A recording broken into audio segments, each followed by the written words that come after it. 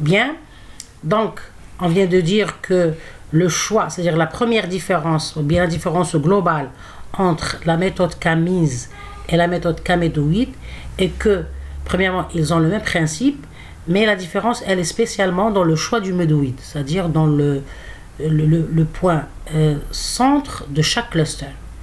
Donc, pour le K-means, le choix de ce point centre, ou bien du médoïde, dans le K-means, il est choisi par la moyenne de tous les points, alors que dans le K-médoïde, le choix du point centre, c'est le point qui a plus de similarité avec les points du même cluster.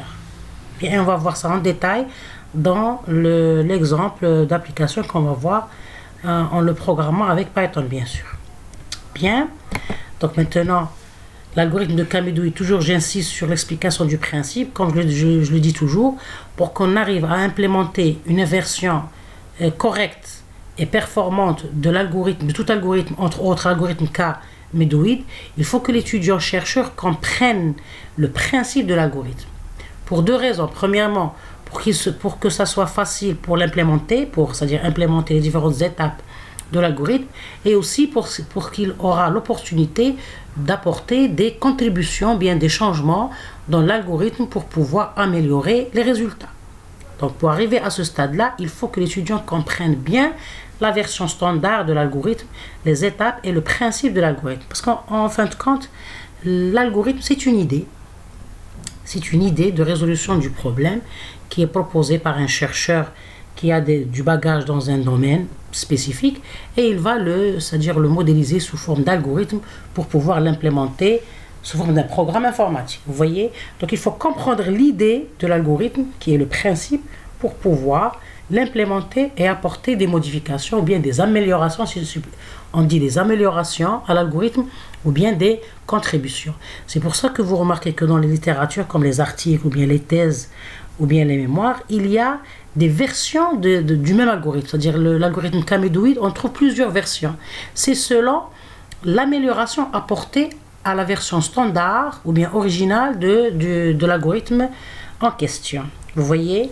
Donc, je termine sur le principe, sur l'explication du principe de l'algorithme. L'algorithme K-médoïde divise d'une manière optimale, vous voyez?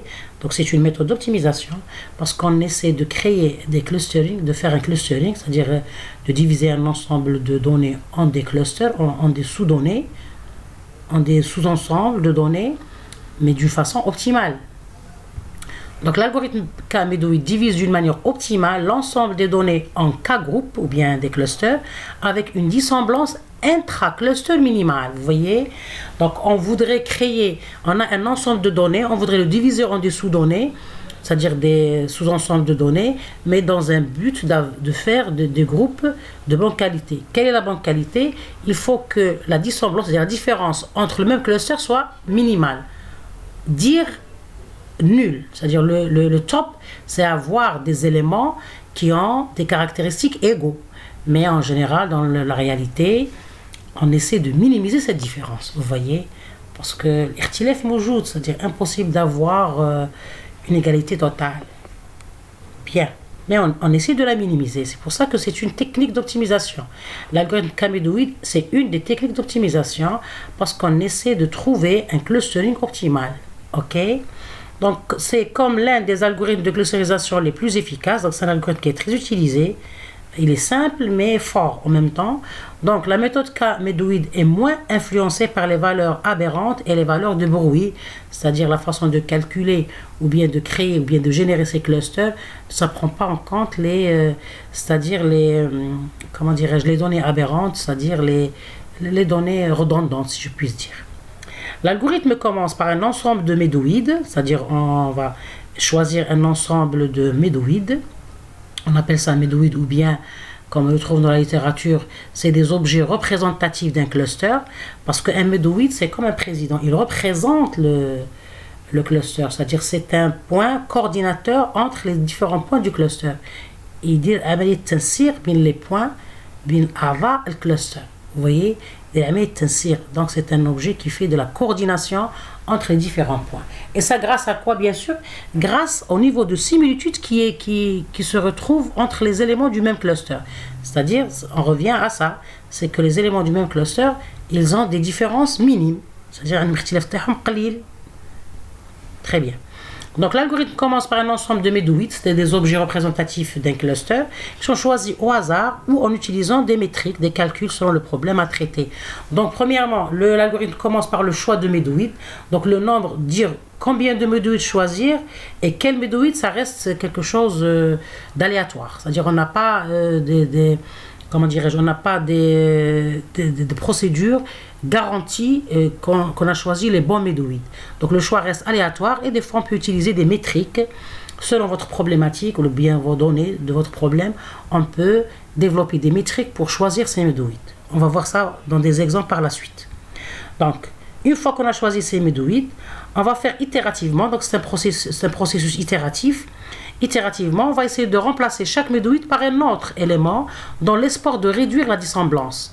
Donc le processus de remplacement de l'objet représentatif, le médouite, par un autre qui n'est pas représentatif, qui est non médouite, se poursuit jusqu'à ce que la qualité de la classification soit atteinte, c'est-à-dire on va jusqu'à un test d'arrêt choisi va être atteint. Donc le principe est très simple, on choisit des médouites d'une façon c'est-à-dire aléatoire, donc un random. Donc le nombre des médouites c'est K, c'est pour ça toute l'appellation de l'algorithme, c'est le K médouite. Donc on choisit K médouite, K élément centre. Donc puisqu'on a K médouite, automatiquement on a K cluster, parce que chaque cluster contient un et un seul médouite. Donc on a K cluster avec K médouite.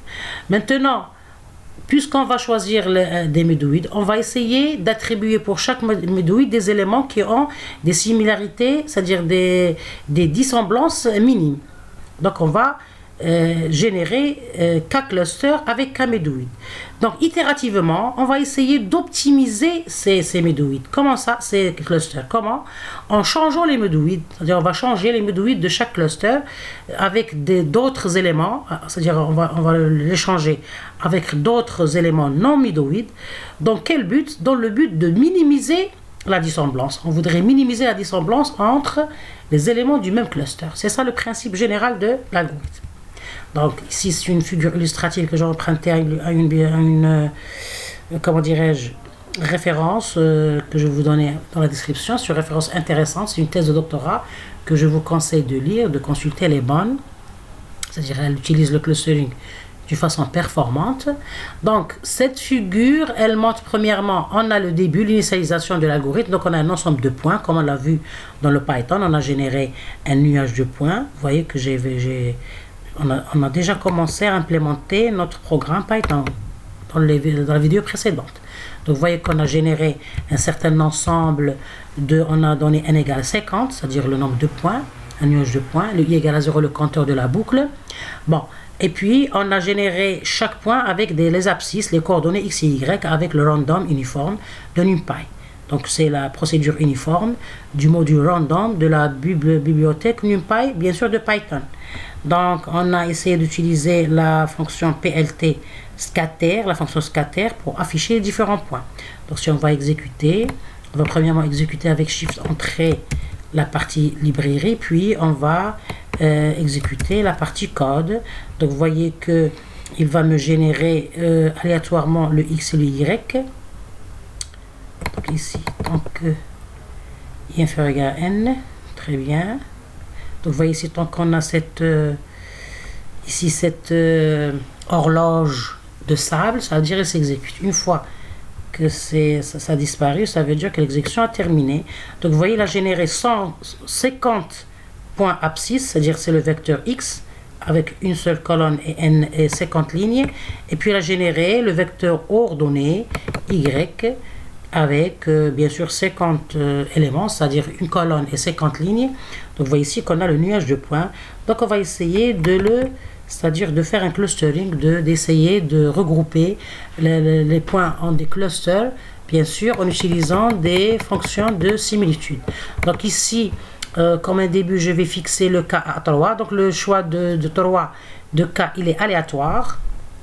Donc la sélection du nombre de médouilles ou bien du nombre de clusters, il est aléatoire. On peut même utiliser c'est-à-dire des procédures. On va voir ça par la suite dans d'autres exemples. Pour le moment, je vais utiliser le choix random, le choix aléatoire. Donc je vais prendre k égale à 3 pour pouvoir appliquer le clustering sur ce nuage de points. Donc je reviens à l'explication toujours du principe de l'algorithme.